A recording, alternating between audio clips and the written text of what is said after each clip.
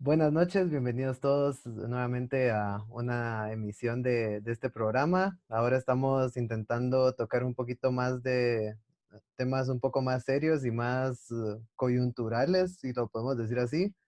Y el día de hoy tenemos a un invitado diferente a los que hemos tenido regularmente, alguien que nos va a brindar una perspectiva distinta, pero es mejor si se presenta él solito. ¿Qué tal, licenciado? ¿Cómo está? Muy buenas noches. Pues muy contento de estar en tu canal, Luis.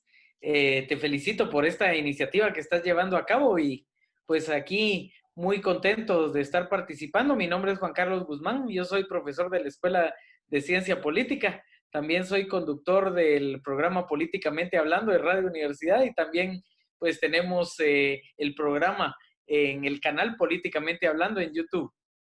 Ah, perfecto. ¿Y qué día se transmite el programa en la radio?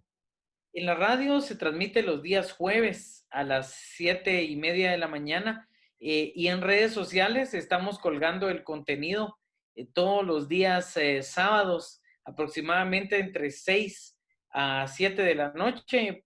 Pasamos el programa que transmitimos en la radio, también lo colgamos en las redes sociales ese día, ¿verdad? Entonces, pues de una vez aprovecho la oportunidad para invitarles De eso a se sintonizar trata. contenido.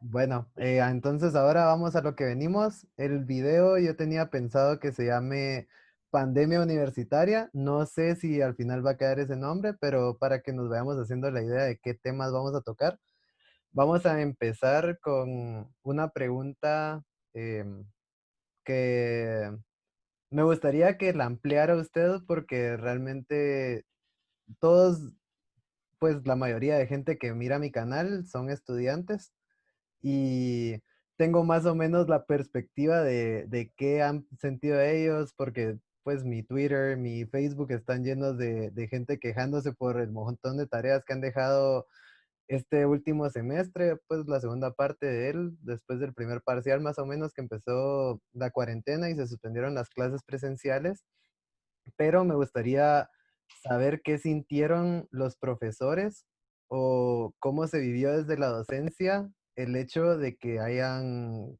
suspendido las clases y cómo, cómo fue todo ese proceso en el que se tuvieron que adaptar a empezar a impartir sus cursos en línea y a ingeniárselas para poder evaluar a los alumnos en esta situación tan excepcional.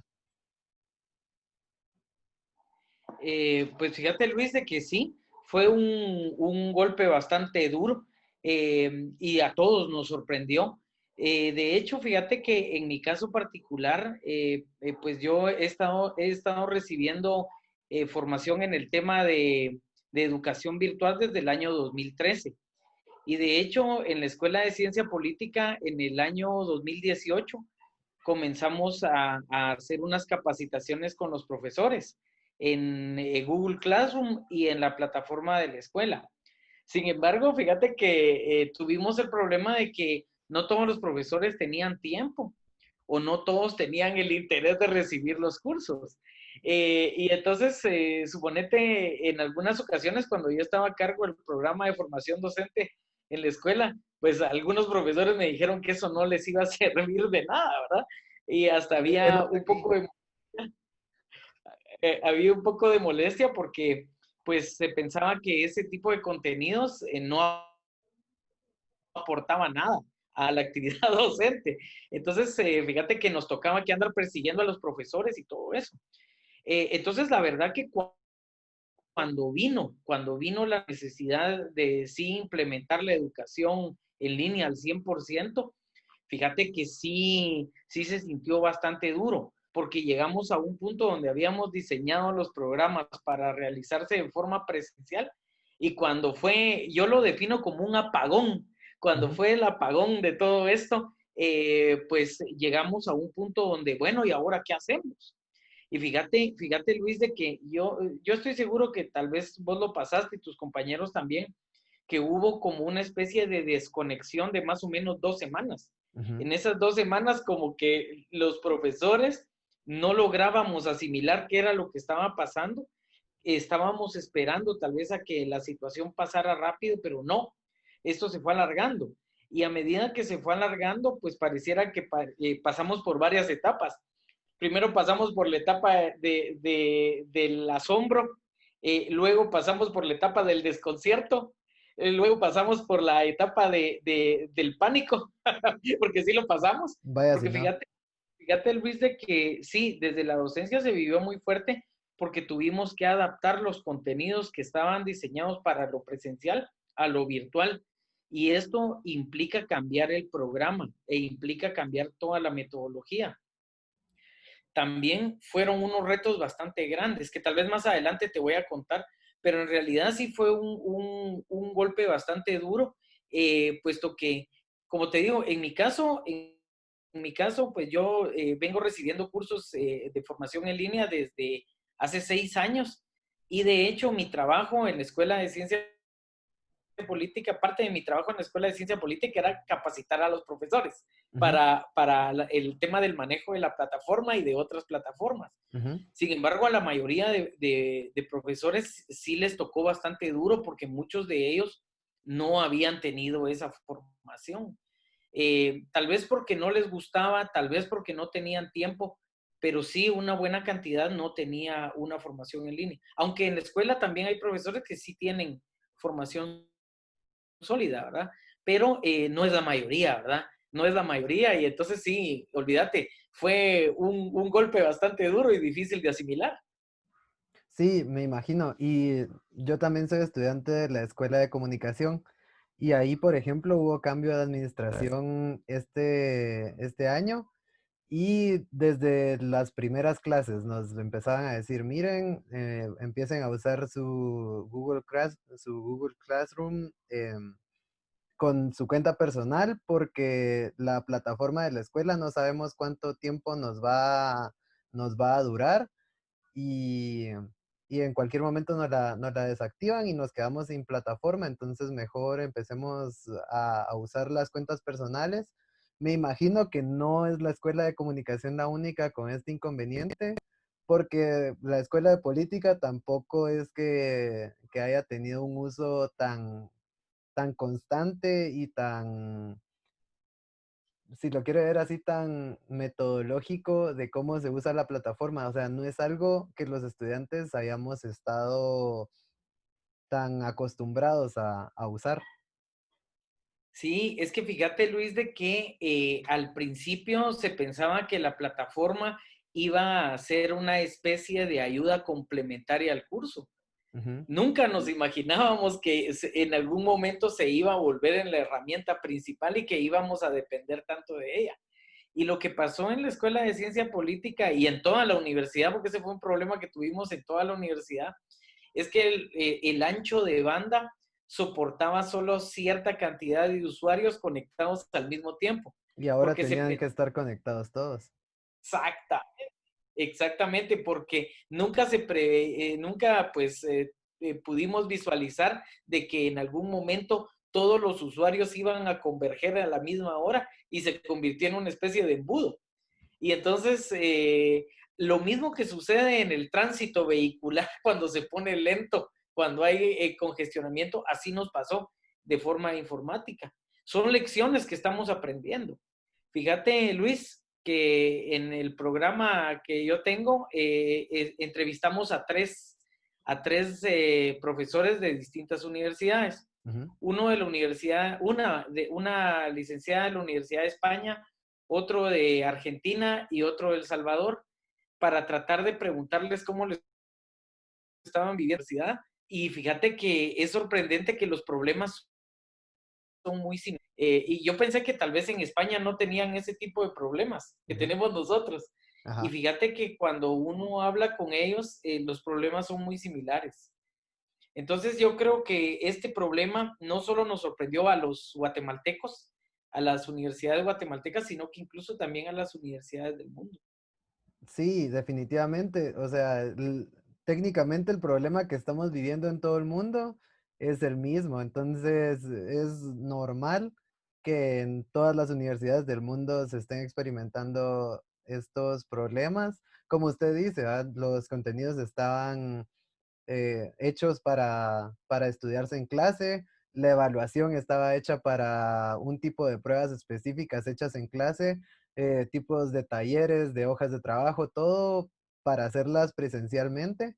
Una que otra tarea, porque realmente, si somos sinceros, en la Universidad de San Carlos, exceptuando tal vez la jornada matutina, las demás jornadas casi no se basan en las tareas para métodos de evaluación, pero sí, es algo con lo que no solo ustedes, sino también nosotros nos hemos tenido que adaptar y tener tal carga académica para el lugar en el que uno normalmente lo usa para descansar, para desconectarse del mundo, creo que fue un golpe no solo para lo meramente académico, sino para lo emocional de los estudiantes que la mayoría por lo menos en la escuela de política, comprenden en edades entre los 18 y los 22, 23 años, eh, que son edades en las que uno realmente necesita tener una cierta estabilidad emocional para que el resto de las cosas en la vida le vayan saliendo bien, que es algo que también no sé si nos da tiempo de tocar el estado emocional de los docentes, pero para poder seguir avanzando, le pregunto, ¿tiene usted alguna idea o han hablado entre los profesores de cómo hubiera podido ser más sencillo o cómo hubiera podido ser mejor el método de enseñanza este semestre si se hubiera tenido previsto? Sí, definitivamente.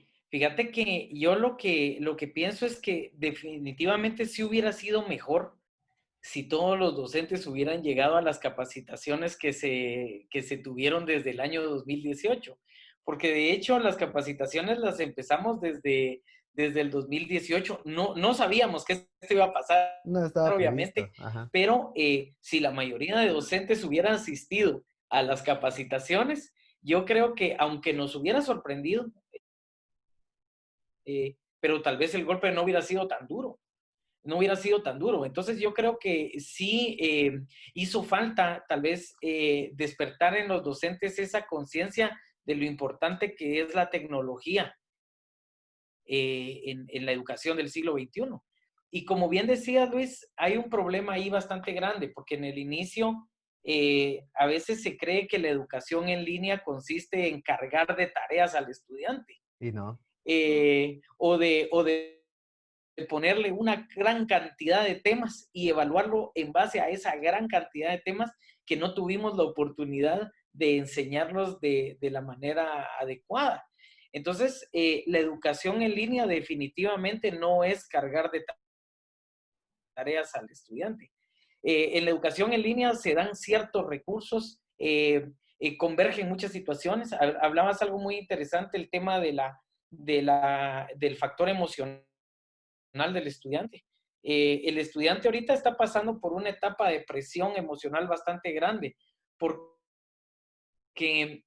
se les apartó de su entorno social, de esos momentos de compartir con sus amigos, que es muy importante. bastante Porque recordate, importante. Luis, de que sí, una gran parte de los elementos que nos ayudan a construirnos como persona es la interacción entre semejantes. Ujú. De hecho, fíjate que aunque parezca mentira, los seres humanos constantemente estamos observando e imitando las reacciones y las conductas de los demás. Y a veces el imitar las conductas y las reacciones de los demás también ayuda a construirnos como persona, puesto que aprendemos los unos de los otros. No solamente a través de la lectura, a través de las conferencias, sino que a veces también en base a la interacción y a la imitación del entorno. Entonces, esa interacción que a veces también le da relajamiento al estudiante, a veces el estudiante tal vez tiene muchos problemas en su casa y de la válvula de escape es estar con sus amigos, compartir con ellos, pasarla bien, sonreír, todo eso se acabó. Y entonces, imagínate, están en la casa encerrados, tal vez extrañan a sus amigos, se aburren de estar en casa y aún así se les deja una gran cantidad de tareas. Pareciera entonces que el estrés se aumenta, ¿verdad? Y ya el estudio ya no es una cuestión formativa, sino que se convierte en una tortura.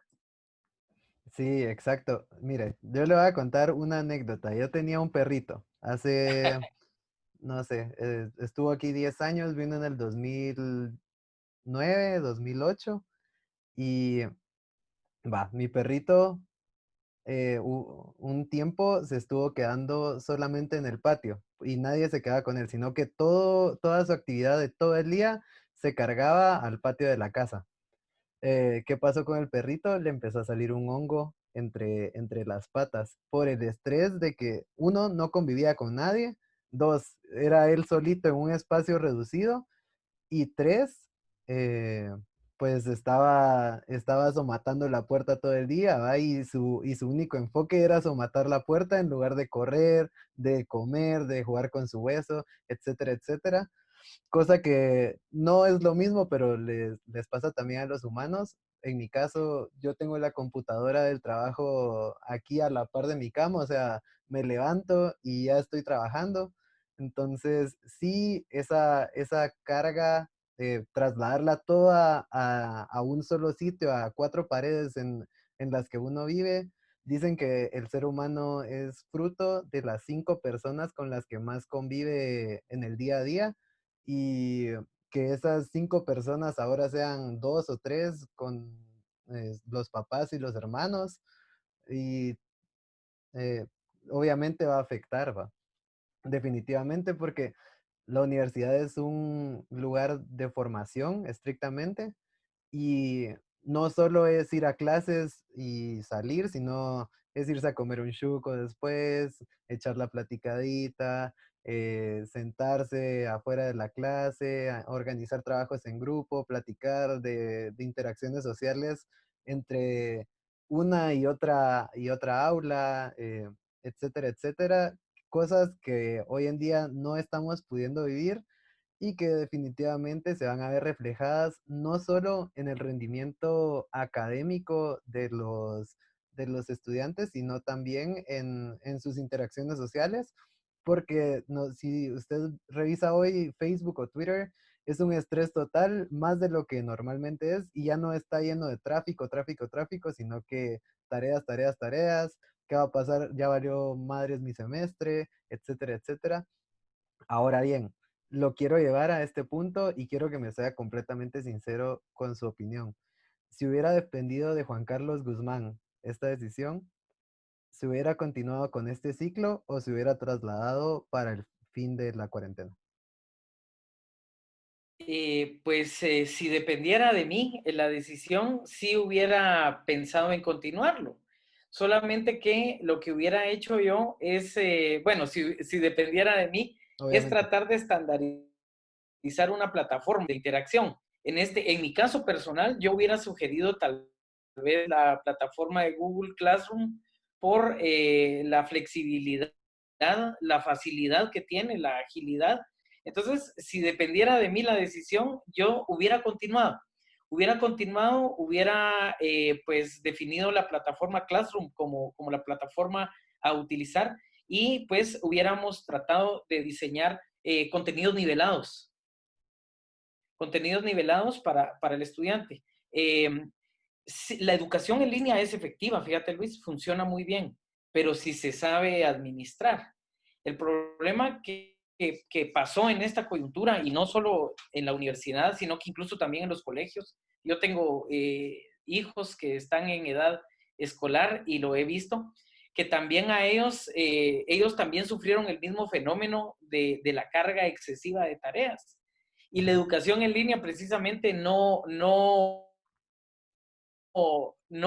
establece la tarea como el elemento central de la educación, sino que en la educación en línea lo que se busca es lograr producir situaciones de aprendizaje y producir objetos de conocimiento. Entonces, la cuestión es que la educación en línea sí se hubiera podido desarrollar, pero de una manera un poco más humana, un poco más enfocada en las necesidades emocionales y de conocimiento del estudiante. Entonces, obviamente, si dependiera de mí, no lo hubiera frenado porque al frenarlo hubiera afectado el desarrollo de la carrera del estudiante porque hubiera perdido un semestre. Lo mismo también O dos. el haberlo dejado que ganaran por decreto también es algo peligroso porque hay Demasiado. carreras donde sí se necesitan conocimientos. Por ejemplo, imagínate yo en el futuro, poniendo un ejemplo, no me animaría a que un doctor que ganó por decreto me operara, ¿verdad? Fijo, fijo. Entonces el semestre obviamente sí tendría que haber avanzado. Lo que faltó, yo creo, fue establecer una plataforma para poder desarrollarla. No podíamos tal vez confiar al 100% en la plataforma que descansa en los servidores de la USAC, porque esos servidores se quedaron cortos. Pero en el Ujú. caso de servidores potentes como los de Google, ¿verdad? Eh, nos, hubiera, nos garantizan pues una mayor flexibilidad. Tal vez no es la plataforma más potente. Fíjate que yo trabajo en otra universidad y en esa otra universidad utilizamos una plataforma que se llama Blackboard. Es muy Ujú. buena, fíjate, es una plataforma muy buena, muy estable, De tiene muy pago. buenos recursos. Sin embargo, yo he trabajado con tres plataformas estoy trabajando actualmente. Con la plataforma Moodle, que es la que funciona en la USAC, Ujú. y la que tenemos en la escuela, la plataforma Moodle. He trabajado con el Google Classroom y he Ujú. trabajado con la plataforma Blackboard. Plataforma Blackboard es muy buena, pero en la USAC ahorita no la tenemos. Entonces, tal vez la más indicada tal vez sea el Google Classroom, es flexible, es ágil, tal vez no tiene, tal vez no tiene muchas cosas, tenía algunas limitaciones. Por ejemplo, en las cuentas personales no teníamos el Meet, ahora ya lo tenemos, porque ahora ya lo puso libre Google y ya tenemos ese recurso, pero podíamos haber interactuado también con Zoom, así como lo estamos haciendo ahorita, ¿verdad? Y Gratis. de hecho con mis estudiantes de primero, yo tengo 100 estudiantes en la sección A del primer semestre, son 100 estudiantes, pero sí se pudo manejar, se pudo administrar muy bien desde Google y utilizando los foros y las clases virtuales a través de Zoom. Aunque fíjate que sí encontré una limitación y el Ujú. tema es el tema de la evaluación. Ujú. Que fíjate que casualmente yo hablaba eso con unos amigos hace unos días, que todos mis estudiantes sacaron notas perfectas en el examen, pero seguramente que hubo ahí consulta de Sí, sí, materiales. definitivamente. Sí, porque recordate que no podíamos hacer el examen en un tiempo determinado porque no todos los estudiantes pueden conectarse a A la la misma misma hora. hora. Algunos trabajan, algunos tienen problemas con el equipo, que tal vez no tienen equipo y familiares les prestan equipo para poder ellos contestar. Entonces se deja un espacio, en mi caso, de 48 horas para poder responder el examen. Ujú. Y obviamente en esos 48 Puede horas haber fuga de información. ya te imaginas, Me yo, imagino. yo me los podía imaginar en WhatsApp Sí, sí, definitivamente. pasándose. Y No. entonces fíjate que, Ujú. ajá, Y es que en- no es en- solo eso. Imagínese, ¿qué le garantiza a usted que es la persona la que está haciendo el examen? exa- exactamente. Entonces fíjate que en el caso del curso de historia, que el curso de historia mundial es muy bonito, ¿verdad? Ese curso es el que yo doy, pero es bien interesante que si yo te enseñara las notas finales de mis estudiantes, son notas de 90 para arriba, De porque historiadores. me imagino que sí. Y platicando con ellos, para ellos fue una experiencia bonita porque obviamente sacaron unas muy buenas notas, ¿verdad? Porque como que tal vez la forma de evaluación también la tuvimos que cambiar, la tuvimos que hacer a través de formularios de Google. Ujú. Entonces, el formulario de Google tiene respuestas cerradas. Entonces ya me los imaginaba, ya me los imaginaba con la ventana abierta del Google buscando las respuestas y al mismo tiempo contestando. Pero Exacto. afortunadamente, pues en el caso de historia el curso salió, ¿verdad? Y los muchachos parecía están contentos cómo se desarrolló, por lo menos en este curso, ¿verdad? Ahora bien, eh, ¿usted cree que hay alguna, bueno, habría que averiguar, ¿verdad? Y habrá alguna plataforma en la que sí dé lugar a presentar un método de evaluación que sea más fiable que un formulario de Google? Y quería hacer un poquito de hincapié en este punto porque me parece muy interesante. Usted decía de unificar o por lo menos estandarizar una plataforma en toda la universidad. No sé hasta qué punto eso hubiera sido posible, porque en primer lugar no sé cómo se manejan los espacios en los que los maestros presentan ese tipo de sugerencias. Y cuando las presentan, por ejemplo, en la Escuela de Ciencia Política, sí el director mira si se hacen o no, pero si fuera este el caso, ¿cómo podrían hacer para presentarlo al Consejo Superior Universitario y que se llegara a un consenso entre todas las unidades académicas para tener un método de evaluación más estandarizado? Sí, fíjate que en el tema de los métodos de evaluación, sí hay herramientas que te permiten hacer, supongamos, un examen de análisis. El problema es la calificación, porque imagínate en un curso o en una sección con 100 estudiantes, ¿a Ujú. qué horas calificas todos los análisis? Imagínate, eso representaría bajar el archivo o por lo menos abrir el archivo que cada estudiante te manda, revisarlo, aplicarle una rúbrica, porque también yo tendría que determinar en qué medida él respondió satisfactoriamente, medianamente satisfactoria o poco satisfactoria su análisis. Entonces, en secciones muy grandes sí no se puede, ¿verdad? Hacer un examen de análisis o de interpretación. Y de hecho, las secciones en la Universidad de San Carlos tienden a ser voluminosas. Entonces, por eso es que se recurre a los formularios, porque los formularios de Google te permiten la calificación automática, ¿verdad? El estudiante en tiempo real sabe en qué falló y en qué no falló. El riesgo de esto, fíjate Luis, es que este tipo de evaluaciones no se aplica a todas las carreras, ¿verdad? No son Ujú. aplicables. Y recordemos que en la universidad hay una gran cantidad de carreras con distintas necesidades. Entonces, el problema yo pensaba, cuando dije el tema de estandarizarlo, sería estandarizarlo solamente para nuestra unidad académica, Ujú. porque me imagino que las necesidades tal vez de la Facultad de Medicina, la Son Facultad de diferentes. Ingeniería, deben de ser diferentes. Y ellos me imagino que pues tendrían que buscar cuáles son las plataformas educativas adecuadas. Ahora bien, lograr estandarizar una plataforma sería casi imposible, porque recordemos que no todas las habilidades tecnológicas son iguales en todo el cuerpo docente.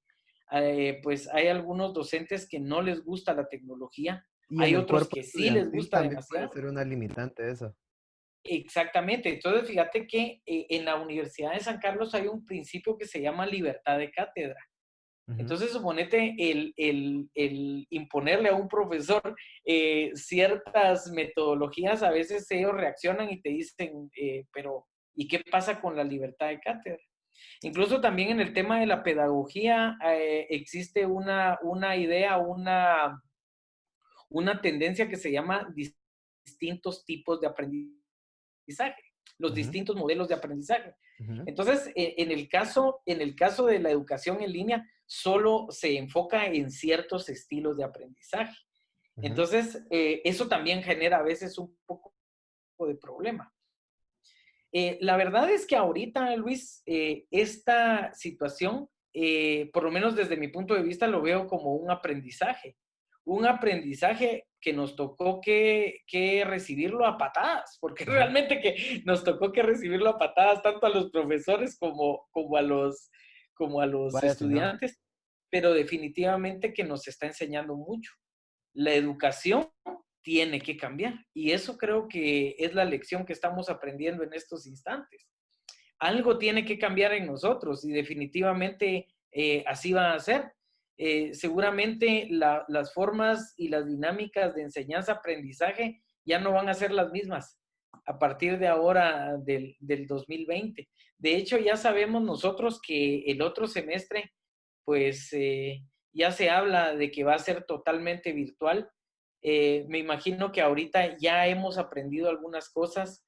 Hay errores que obviamente se cometieron, que cometimos y que seguramente vamos a tener que corregir. Y seguramente tal vez vamos a cometer otros en el segundo semestre, pero pues seguramente esta es una etapa de cambio y es una etapa que a ustedes les está tocando que vivir. Ustedes son la generación de la pandemia. Lamentablemente a ustedes les ha tocado que sufrir esto Un y experimento. seguramente esto sí va a marcar un antes y después en la educación superior. Y no solo en la educación, sino también en el trabajo, en la economía, en todo, ¿va? En general, esta pandemia significa un parteaguas increíble para la humanidad. Y aprovechando que es profesor de historia, quería tocar otros temas, ya alejándonos un poquito de la universidad. Ahora ya conocemos por lo menos la opinión de alguien desde el punto de vista docente, porque sí, yo veía mucha crítica en redes sociales, pero me causaba curiosidad saber cómo lo están experimentando los docentes, porque una cosa es decir, no me gusta que me dejen tantas tareas, pero otra cosa es, va, y si vos fueras profesor, ¿cómo se te ocurre hacer mejor una cátedra en línea improvisada, ¿va? Porque eso fue al final para muchos. Bueno, Lick, eh, ¿qué tal está usted de historia internacional, historia mundial? Pues yo Se creo las que estamos puede, ahí se regular. las puede. Bueno, quería a ver si usted nos podía comentar un poco antecedentes históricos de esta pandemia.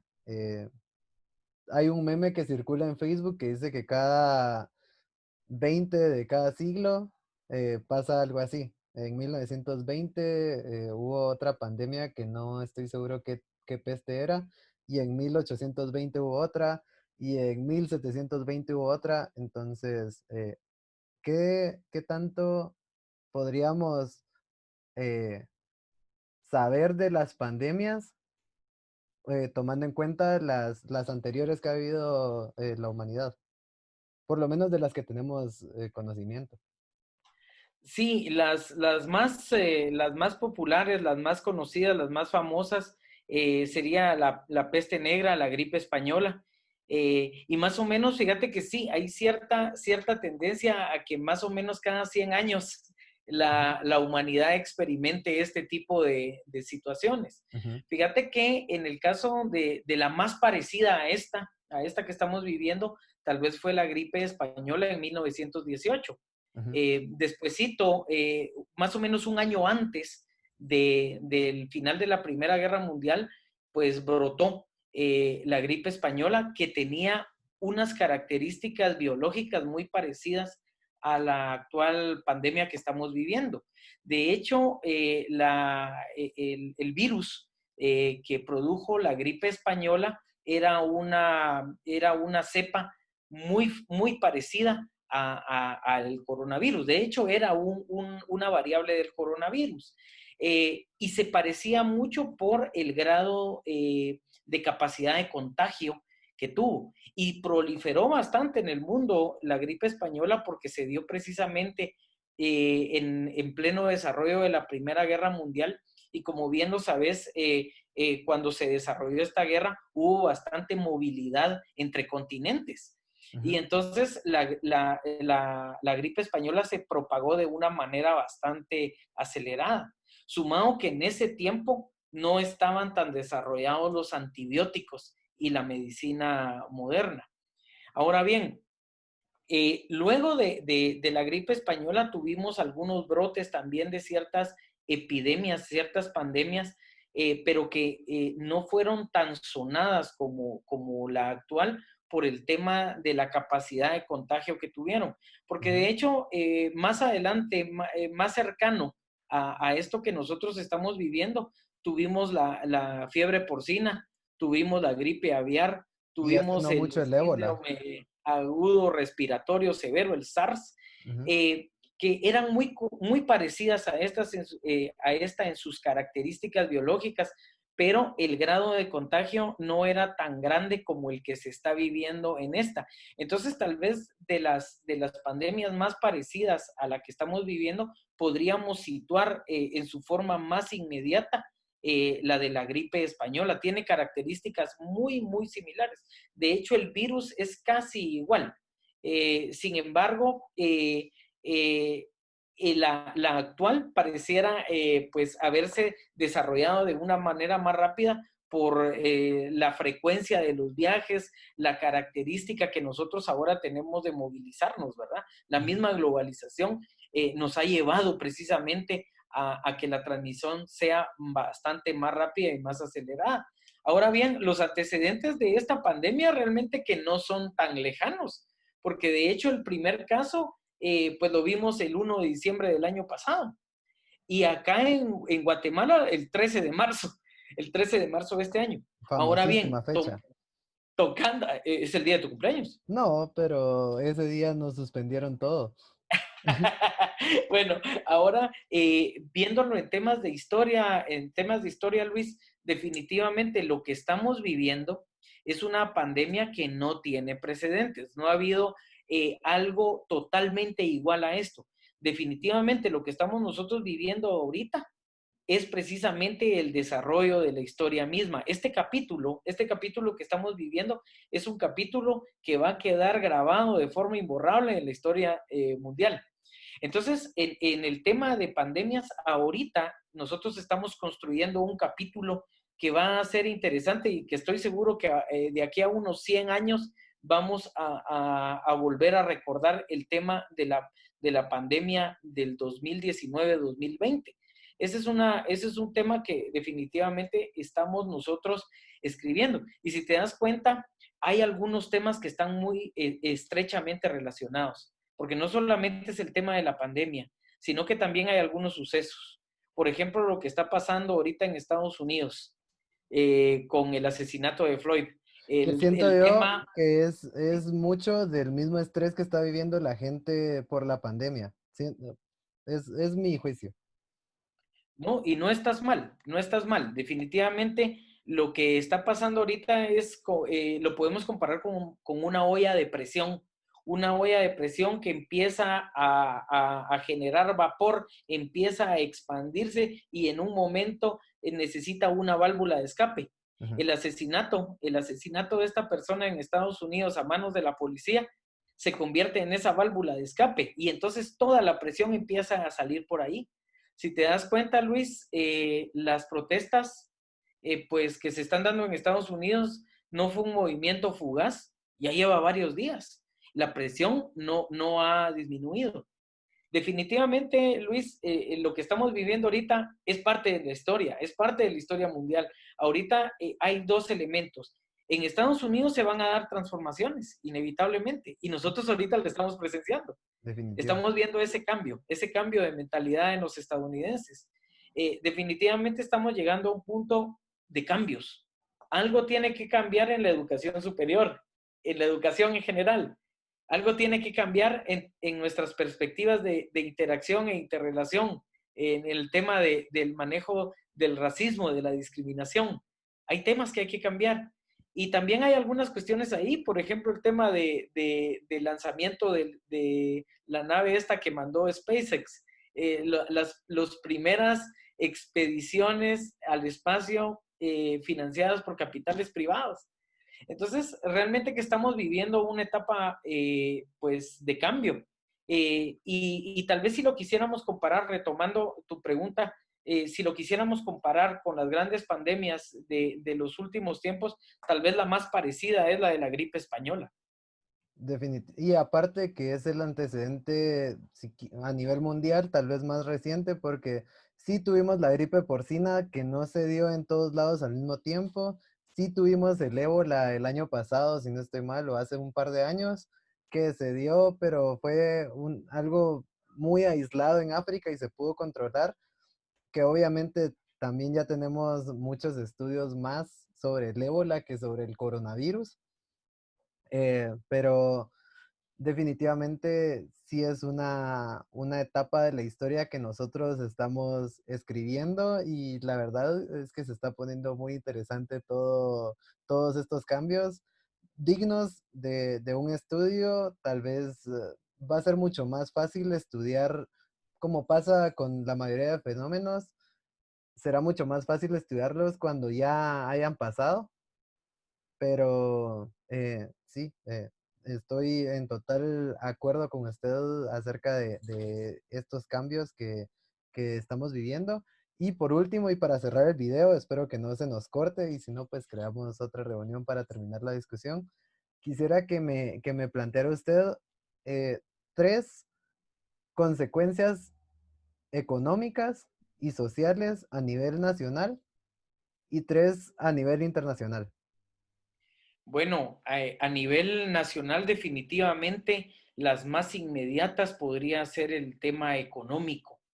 El tema económico, definitivamente la economía guatemalteca va a ser golpeada, está siendo golpeada. Eh, el tema económico, nuestra economía sí obviamente se va a reducir, sí se va a resentir, nos va a comprometer el futuro en cierta medida. Esa sería una. Otra sería el tema del desempleo, que sería una consecuencia socioeconómica, el tema del desempleo que trae otros fenómenos, el incremento de la violencia, por ejemplo. Es inevitable que al momento de haber desempleo no aumenten los índices de violencia. Y delincuencia. Eh, Sí, efectivamente. Entonces, tenemos aspectos económicos, tenemos aspectos socioeconómicos, el tema del desempleo, pero también vienen sumados también las consecuencias psicológicas que la pandemia va a tener. Definitivamente los guatemaltecos no vamos a ser los mismos después de esto. Muchas cosas van a cambiar en nosotros. Y esas son cuestiones que tal vez ahorita no las estamos resistiendo, pero sí en el futuro. También las cuestiones políticas.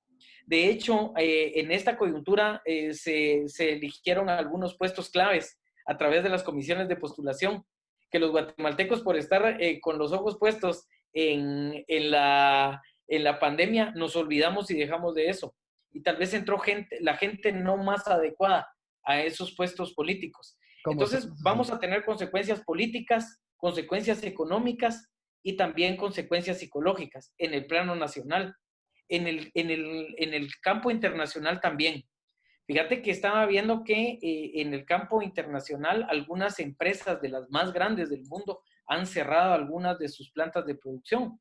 Por ejemplo, ayer estaba viendo que Nissan, la compañía de vehículos Nissan, cerró algunas de sus fábricas más grandes. También en Estados Unidos estamos viendo la cantidad de desempleados latinos que hay allá, que suman varios millones. Entonces, la esfera internacional, obviamente también lo económico va a ser un tema que va a presentar sus consecuencias negativas. El tema social, estamos viendo las polarizaciones que se están dando. Estados Unidos es un ejemplo de eso, las crisis sociales que se están dando. Y obviamente también el tema psicológico y emocional que también está pegando, ¿verdad? Entonces yo creo que esas van a ser las grandes consecuencias que vamos a ver, que son muy parecidas en lo internacional y en lo nacional.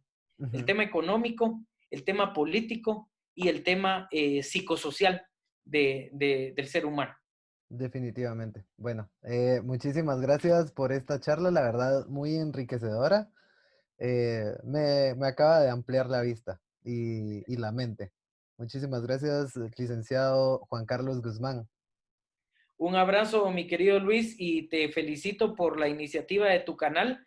Definitivamente esto que estás haciendo es muy importante. Aquí se está registrando la historia y en unos 10 o 20 años, de repente algún estudiante haciendo su trabajo de tesis va a consultar tu canal para registrar cómo se vivió la historia desde la perspectiva de los jóvenes. Te felicito. Pues entonces felicidades a usted también por estar escribiendo la historia a mi lado. Bueno, si les gustó el video, por favor suscríbanse al canal y vamos a tener más contenido así próximamente. Nos vemos, Vic. Adiós, mucho gusto.